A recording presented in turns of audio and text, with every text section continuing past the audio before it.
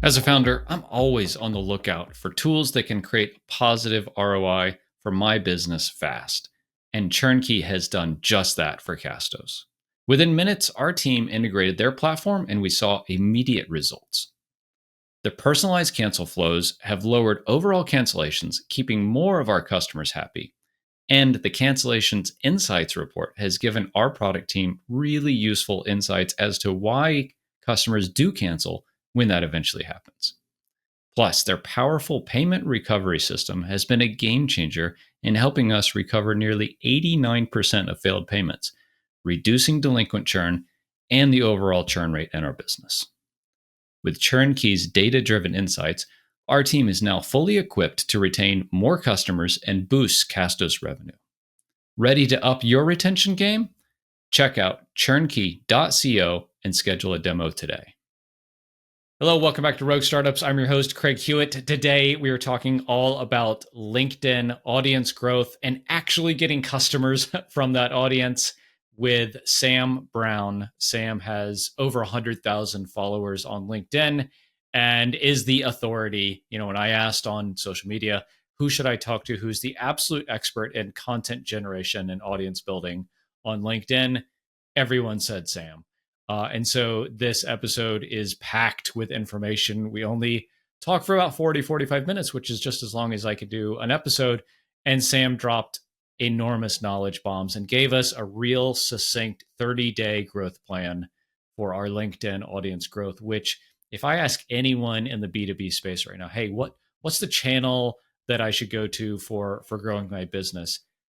Everyone says LinkedIn. So I think regardless of your industry or the type of business you run, there is an angle for you to grow your business on LinkedIn. And in this episode, Sam delivers the goods with showing us exactly the steps we should take to do that. I hope you enjoy this episode with Sam Brown. We touched on this before we started recording, but I think it's worth touching on at the very beginning is fucking everyone is talking about LinkedIn, right? In the B2B SaaS circles or agencies and services, everyone's saying, whenever it's like, hey, how do I get more leads? The answer is always LinkedIn. You are, one of the authorities that I would go to for an answer on this is like, why is that? And as we're recording here on June 3rd, is that still going to be the case 6 months from now? Okay, why is that? Well, first, there's two things that spring to mind for me. One of them is it's where the money is, right? That we're hearing so much about virality on TikTok, and of course, Instagram is like many years into being like a mature market for social media. But your 30 plus, 40 plus, 50 plus people and deep pocketed people are not spending their days scrolling TikToks. They are. LinkedIn is kind of social media for grown-ups. So that's a huge part of it. And then the other thing is that the algorithm is relatively generous, especially compared with, say, Meta. TikTok's a different thing where that's better, but in a different way. But I would say in terms of, if we compared all social media platforms, LinkedIn is pretty good in terms of how much reach, how much engagement you get when you post organically. I anticipate that in 6 months or 12 months, we will see more pay to play. We're seeing the beginning of it already with a lot more ads coming through. But I'm hopeful that LinkedIn will realize and look at the past examples where pay to play has been introduced and basically spelled the beginning of the decline. I think of Facebook in particular. Way back when I built a business page up, as we all did on Facebook 10 years ago, we got it to like 20,000 followers and it was great, and we would get a decent, 5 to 10% of those people seeing every post. And then one day they flicked the you got to pay now switch and it became instantly terrible. And now, it's in terms of organic, it's completely useless and has been for many years. So far, so good with LinkedIn. I'm hopeful that we've still got a few good years in it yet. Yeah. I think it is, from my perspective, I agree. I think it's still like on the way up. I agree it's got some time left. Like I would give it at least a year, which to me means it's worth investing in, right? If you get a year out of a channel, that's fantastic. And you learn something that could then be applicable to the next channel, whether that's YouTube or Snapchat or God knows whatever it's going to be. I think we have enough time to learn, get some actual value in customers, and take those learnings and go apply them to whatever the next thing is after that. Yeah, exactly. I mean, mastery of any social media really does translate across things like, the hook on LinkedIn, meaning the first 2 to 3 lines of the post. That is very much in a parallel to the YouTube thumbnail, for example. You realize the value of get people in the door, and that's going to work. And obviously that's good stuff for your own websites and so forth as well. In many ways, getting really good at social media is becoming a skilled copywriter, conversion optimizer, and on and on. It's like 12 things around writing, conversion, human psychology, design. Yeah. Yeah. Love it. Love it. Okay, cool. So I think a cool way to really like jump into the weeds of what we want to talk about today is I said the phrase like a therapy session. So Sure. I can share a little bit about how I'm approaching LinkedIn, because I think I'm whatever 50 or 60% of the way there. And then I'd love to get some feedback from you. And the goal of kind of all of this is for it to be generally applicable enough to our audience, who are mostly like software founders trying to grow a business. Sounds good. Let's do it. Cool. Yeah. So just generally, so my business, we're Castos, we're a podcast hosting platform, software as a service. I post on LinkedIn. Well, I think this is a good first thing. I know I should have one thing I post about, right? So I have like a thing that you want to be known for and like an ICP that you post for. Is that right? Or can I say, I want to post for this, and I want to post for this, and I want to post for this? And those are kind of spread across different persona types. Yeah, every single client I have wrestles with this. I only do coaching with entrepreneurs, and I wrestle with this. We are by nature creators, creative, and we have varied interests, right? So we're not like 20 years into our career as an insurance adjuster or something. We're like, this is how I make money, and with that comes optionality, which is really fun in life, but in social media, it creates confusion. So I'll try and give you the most succinct answer to this possible. The first thing is, yes, ideally you want to say, so if it was, let's take you want to say, I am the B2B podcast guy. So I tell my clients, you want to be the insert thing guy or insert thing girl. You really want to at least, even if you have more than one thing you write about, you really want to have a primary niche and ICP, and essentially the thing that you want to get paid on from LinkedIn. That's the insert niche guy or girl thing. So for you, it's a no-brainer that you would say, okay, I'm going to talk about the benefits of podcasting, how to get started with podcasting, where podcasting is going. Heavy emphasis on education. And essentially answering the questions of your ICP. And you could list them out, whether you go on Quora or you go on Reddit to actually identify those questions. You'll know them, as will your listeners and your clients, but if you want some reminders. And, you basically create a library of those answers that address each of those questions. And you can essentially just cycle through those answers. So let's say you did 50 Q&A posts. You get through all 50 and then you start again at number 1. And that is literally what I do. So, I don't want to go too much off on a tangent about that, but you don't have to constantly show up with a brand new idea about, say, B2B podcasting for the rest of time. You just need to kind of get some content, like 3 months worth, and then you can put that on auto repeat. Sorry, there's a second part to that as well. You definitely can also say, I run a B2B podcast agency, and I am also really interested in psychological triggers and personal development. That's okay. I do that. I've been very reluctant to go, I'm the LinkedIn growth guy, because actually I'm nearly 20 years into my career as an entrepreneur, bootstrap entrepreneur. I've built a handful of sites. I've built a few to 6 figures, 1 to 7 figures. I'm working on my first SaaS. So there's a lot there. I almost kind of lead with, I'm an entrepreneur and I can teach you how to succeed on LinkedIn, but then I constantly touch on those other things I'm doing because that's personal brand, right? If I'm just a LinkedIn guy and I'm just the source of LinkedIn information, that's not a personal brand. That's just like a textbook. I want people to be showing up and going, I really like how Sam writes, and it's always different stories and interesting insights and unique stories. So that's personal brand. It's education and then what's going on in your life. So I hope that isn't too contradictory. You definitely do want to pick a primary niche. No, that's fantastic. So I have really two things that I want to write about. One is podcasting, and within podcasting, that's a big old topic, right?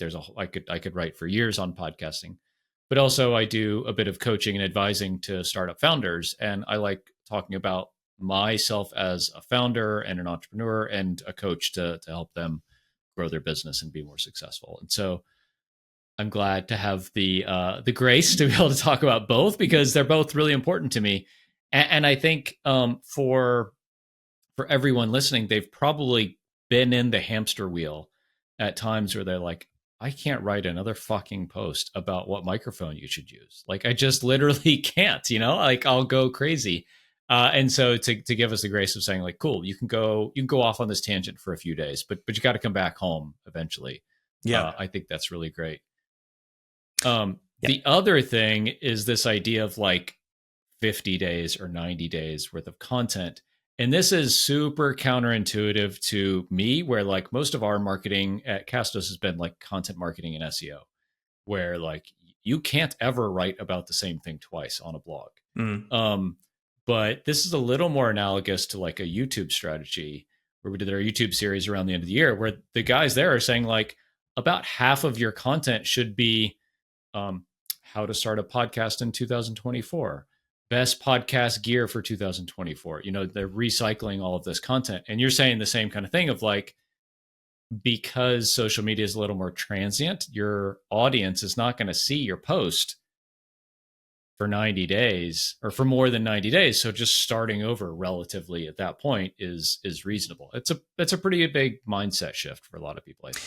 It is. Yeah.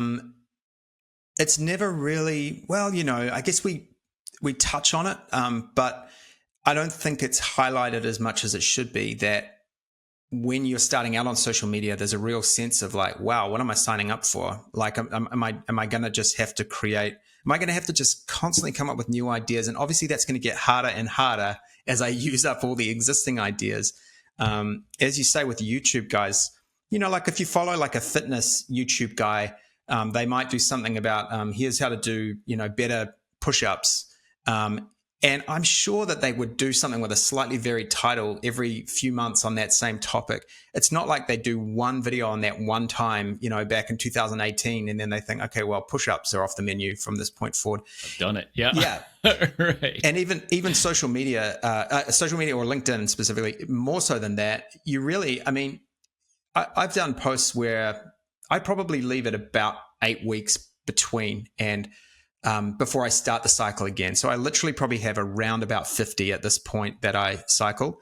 And, I just posted one just before the podcast, actually, that I probably spent, I would say, 8 hours creating this post way back when, let's say a year ago. And what happens is every 2 or 3 months when I repost it, I will read back over it with, fresh eyes. I'm 3 months better at LinkedIn. I might change the cover. I might change the hook, might change the title, etc. Change a few words here and there, shorten it, maybe lengthen it. So you are constantly refining what you're already doing, similar to a blog post where you might realize, okay, this needs to be longer and I need more H2s or whatever. But at the end of the day, the hard work has been done and you're just kind of tweaking around the edges.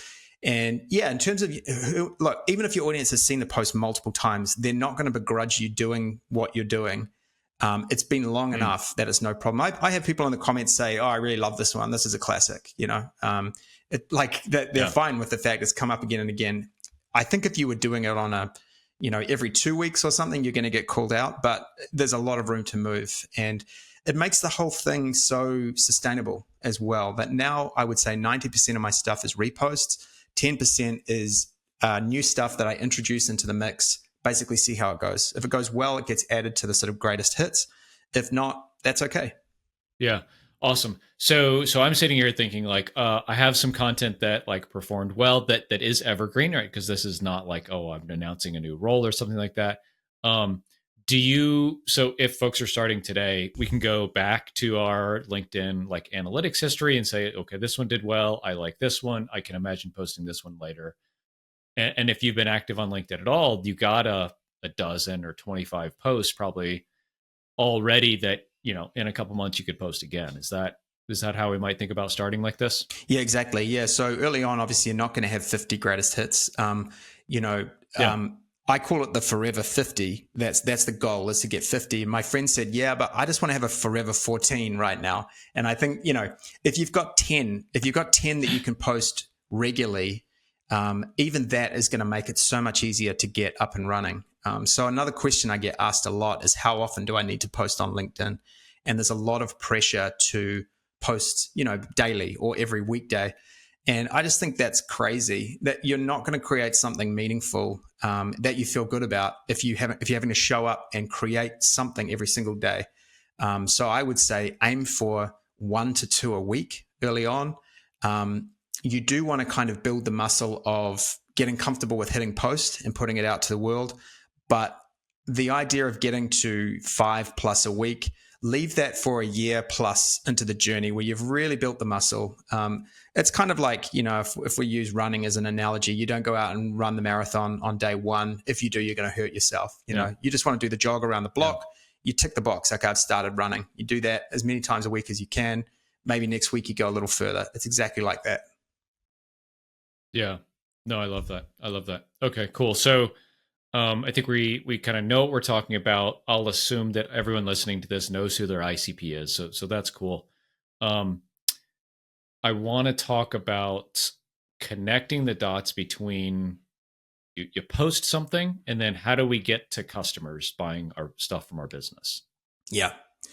Okay. So the way it works for me, and it has worked very well for a long time, is I create 9 pieces of high quality information, content, with no ask, no, by the way, you need to, if you want more about this, get in touch. So I'm giving it away, and I'm really giving it away in a pretty comprehensive way.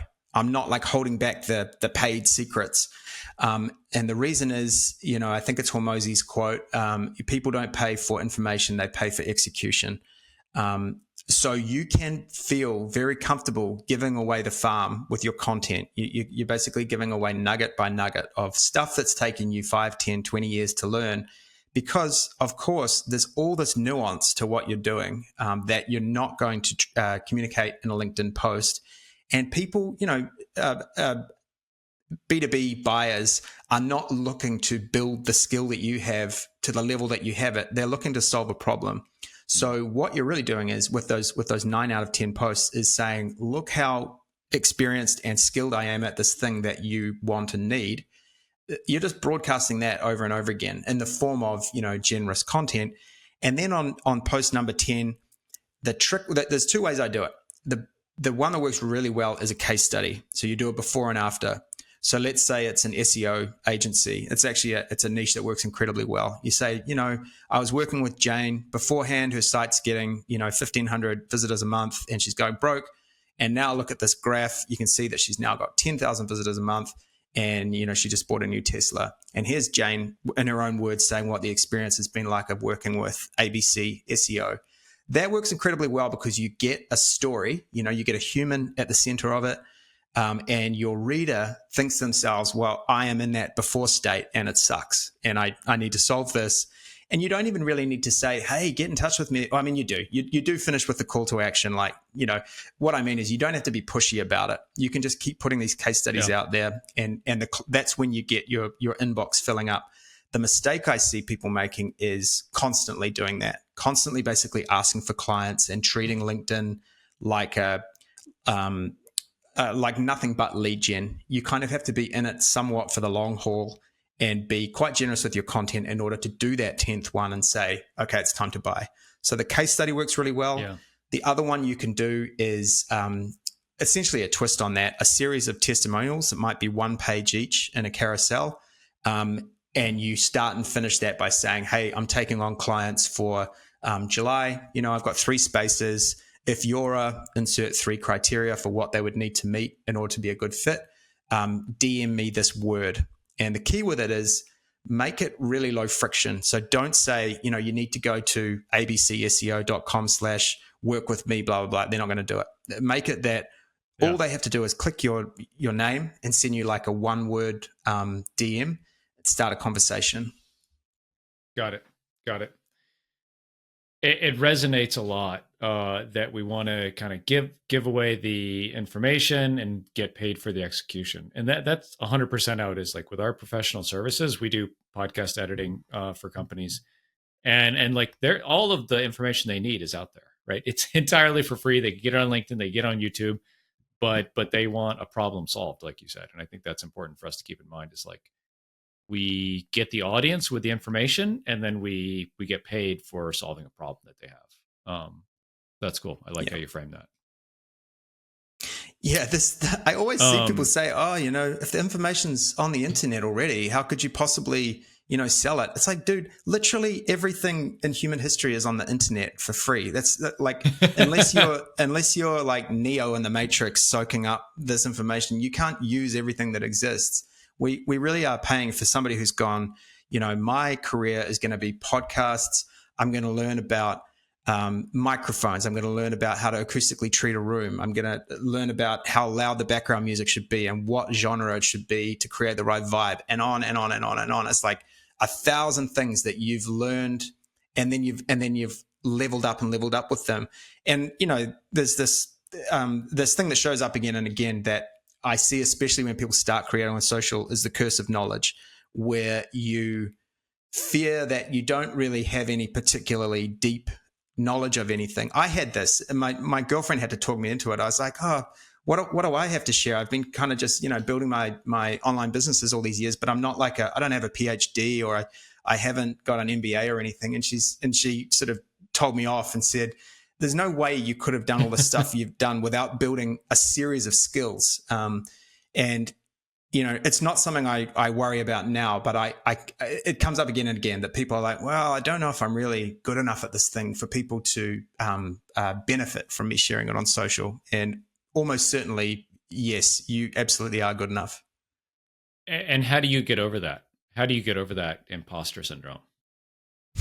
How do you get over that? Slowly but surely, I guess. I think you build your, there are so many strange and unexpected benefits to building a personal brand on social media.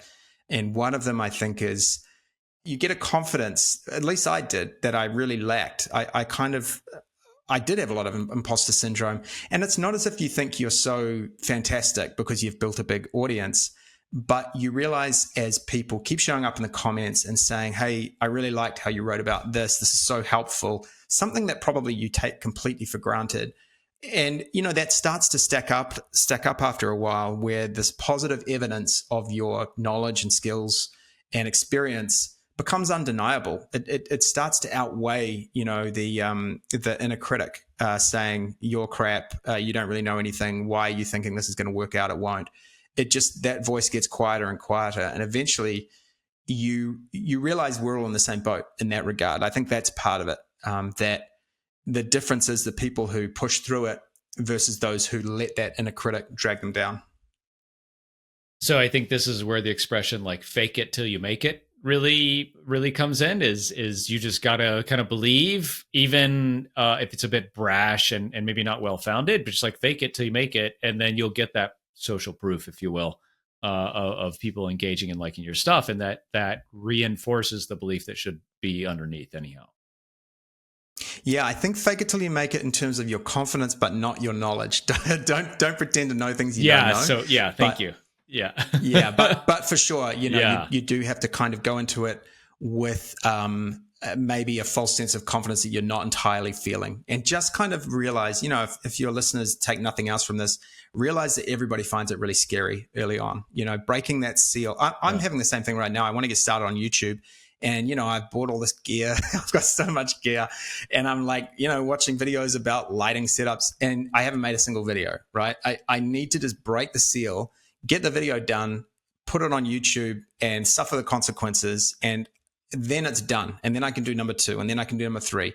And that, that's the same thing with LinkedIn. Once you get past that small handful of early posts, it does change. When I look back at my early stuff, so I'm about 2.5 years in now, my early stuff is like weirdly like an exaggerated version of myself where I kind of showed up the way I thought you have to on social, like more confident than I am, and kind of a louder voice in the room than I want. And what happens over time is you really just become more and more yourself as your confidence builds, and so you stop worrying about people hearing your voice, and you kind of just relax into who you actually are. Like I mentioned the strange benefits of social. One of them is kind of you build a lot of knowledge of how the world sees you because of the feedback from people, oh, thank you for saying that, making that specific comment that really speaks to experience I had. You start to see, okay, people really like it when I talk about these things in this way. And when I do that, it doesn't work so well. And I really feel like it has changed my self-perception for the better a lot. Yeah, I can totally imagine. We're going to have an entire episode around kind of the psychology of social media and selling. And I think that'll be really enlightening to exactly what you're talking about. Is like why people engage with people, why they buy from certain people and not from others, how we can kind of use this in a healthy and like appropriate way to grow our business. So like that, yeah, there's a ton there. Definitely stay tuned, listeners. That's coming, and that's going to be a banger for sure. I want to touch on commenting versus posting. So I was chatting with somebody, it's been a few months now, and they said, like, Craig, at your level, which is shit, like I have like 3,000 followers maybe or something, you should be spending like 80% of your time commenting and 20% posting. Is that like, does that line up with your thinking? Like, how does that change over time? Like, what's that balance? Yeah, look, there definitely is a lot of benefit to commenting, particularly on larger accounts in your niche. So if we use the SEO person, we kind of continue that example. It's easy enough to Google who the top SEO influencers are on LinkedIn. And typically once you find one or two, you'll find others of them are commenting on those people's stuff. So, let's say if you're checking out what Brian Dean is doing and what, oh man, I'm trying to think of some good SEO guys off the top of my head and I can't. You'll see the same names show up again and again. The strange thing with LinkedIn too is that it's a relatively small number of people who are really active. Like it's got to be under 2%. I know there's like, I think there's 1 billion people on there now. I believe that's right. Yeah. And yet you see the same people posting, but also the same names in the comments over and over. It's like people who are taking LinkedIn seriously. It's a tiny percentage. Anyway, I wouldn't agree that 80% comments, 20% content. I would say for sure you need to do the comments in order to get on the radar of other people. And the good thing with commenting, I mean, to give you a percentage, I don't know, 50-50 maybe, something like that. It's okay. Without the content, there's nothing for people to engage with when they go and check out your profile. But what does happen from commenting is the beginning. Well, there's two things. You get comfortable with being seen on LinkedIn and kind of sharing your thoughts with your name and your photo attached to it. And eventually, you're not worried about how the world's going to react to you commenting on a stranger's content, for example, which is perfectly fine. The etiquette of LinkedIn is you don't have to know the person in order to leave a comment on their stuff. And that can be, so that's good to build that muscle of just being comfortable being out there. But also, if you repeatedly show up and comment on someone who's maybe not at 100,000 followers, but maybe they're at 10,000 in your case, so they're a few steps ahead of you, they will notice that, and that can be the beginning of a relationship. That can be, you will typically find that person will reciprocate when you post content in their niche. That's a great way to break the ice. You might comment on their stuff for a week or two, and then you might send them a DM and say, I'm really enjoying your stuff. I loved your last post about X. And then it becomes kind of inevitable, or it makes sense to connect with each other and formally or informally start supporting each other's content. Have them on your podcast like this. Yep. There you go. Perfect. Yeah, no, I love it. I mean, I have to say, I have made quite a few friends, people on this podcast, people that I've helped. They've helped me. I've bought their stuff. They've bought our stuff. It's been, LinkedIn has been a really solid relationship and networking building experience for me, more than anything else, which has been like a huge upside. Yeah, the lack of anonymity is so key, right? That, I have been a big Redditor for the last 10 years. I love Reddit, but it's all anonymous. So it can be, incredibly brutal and ruthless. Something that you post on LinkedIn where it's people are like, hey, great post. People on Reddit are like, well, I won't say, but they don't say that. They're like pretty honest about what they like and don't like. So, for sure, LinkedIn are pretty good at policing, that everybody is a real person, and that almost kind of keeps people on their best behavior somewhat. It's, it's like going to a conference where everybody's got their name tag on. It's just a conference that never ends on whatever topics you're interested in. So, yeah, and as a result, people are, relationships can form, and also people get to know what you're all about, because they'll not even just from your post, but they will see your comments as well, and start to form a picture in their mind of who you are. And obviously, if they like what you're all about, they'll gravitate towards you more and more, and eventually kind of take the plunge of starting some sort of relationship. Yeah. Love it. Okay, cool. So, kind of going back to my therapy session analogy, like what I would love to do. So we've talked about what we're going to post. We have a really good framework, I think, for like that forever 50, right? Like come up with the 50 posts that gives you a basis for your content. We're going to post a couple times a week. We're going to comment about 50% of the time. And I guess that is, I wanted to have like a 30-day game plan for myself and for everyone listening, to like, hey, if you want to get serious about growing your audience on LinkedIn, this is what we do. I guess we just kind of summarize that, right? It's like identify your ICP, post a few times a week, let's say, engage with people for 30 minutes every day, build your kind of target list of folks you want to follow. What am I missing? Yeah. So, one thing is we should probably talk about profiles. So if I was working with a client for 30 days, which actually is what I do a 30-day program with clients. The first thing we do is optimize their profile. And so if we kind of do the shorthand version of what a profile actually is, it's your banner, which is an image at the top, very much like a website banner. So we go banner, profile pic, your headline, which is a sentence or two that shows up every time you post and every time you comment, and then your featured section and your about section. So I'll go from top to bottom. So with your banner, I think of it like, the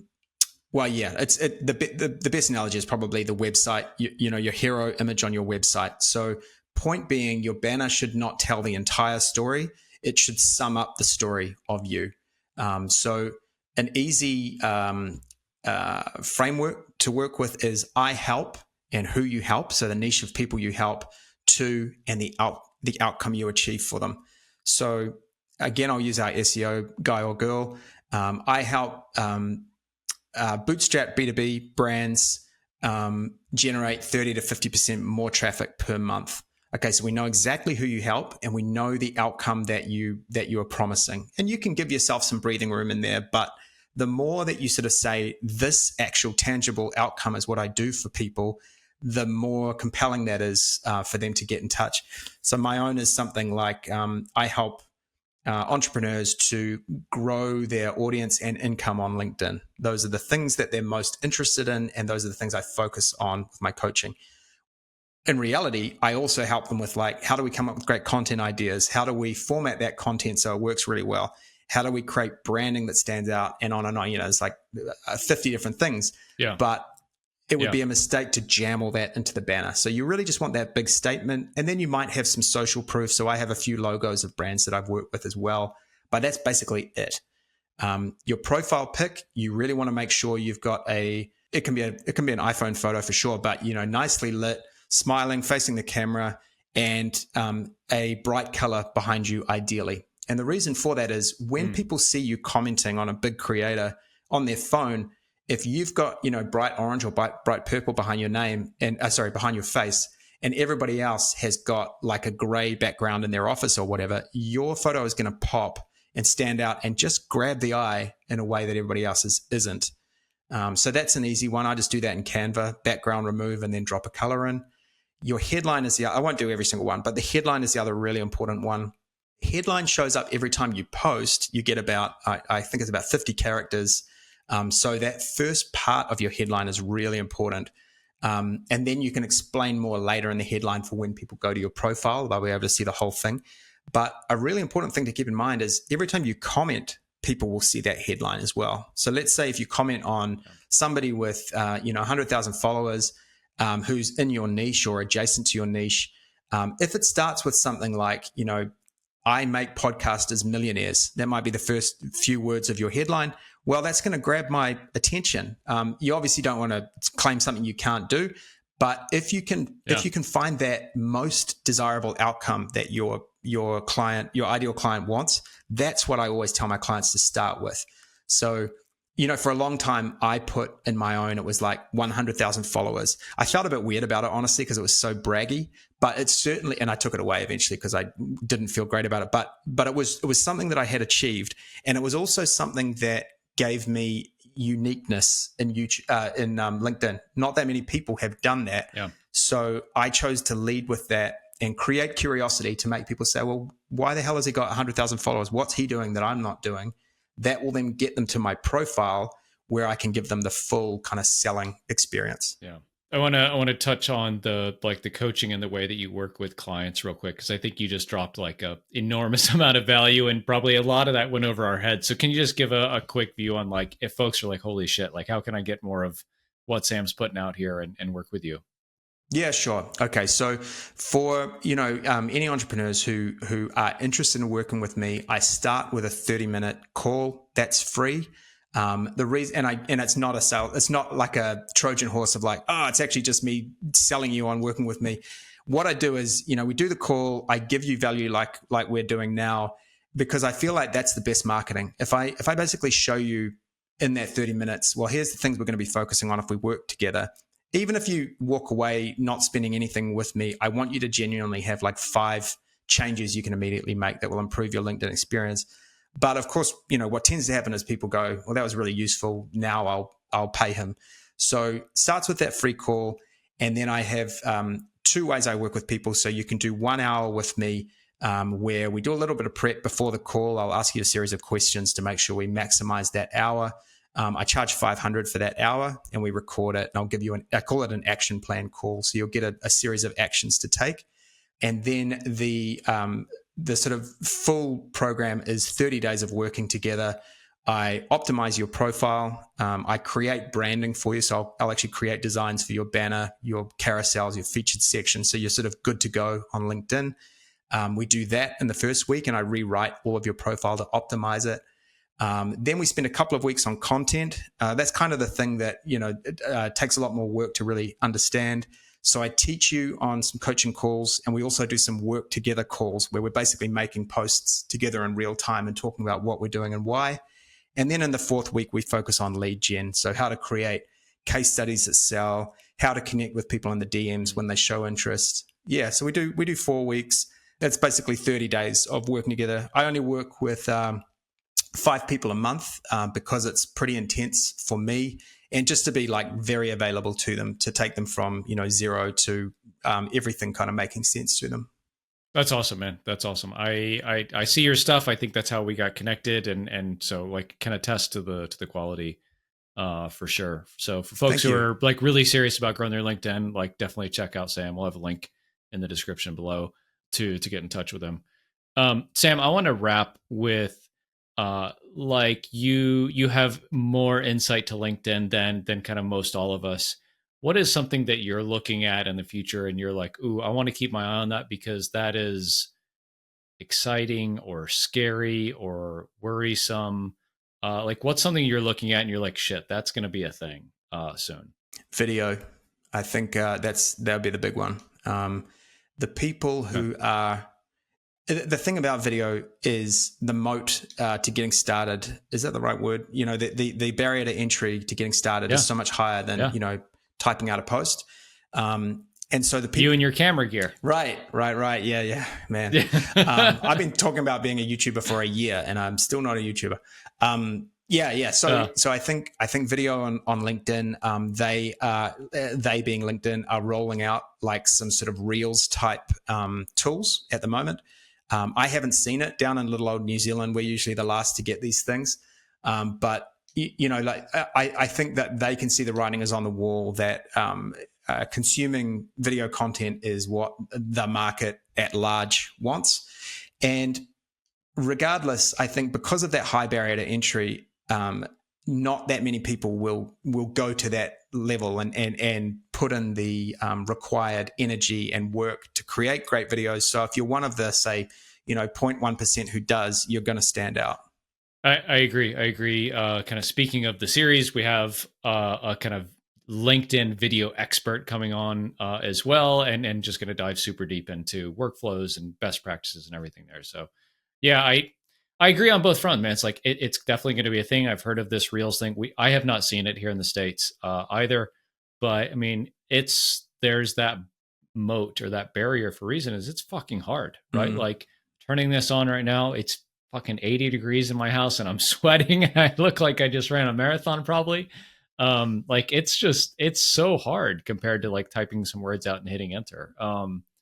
So yeah, it should be rewarded, I think is the point. Yeah.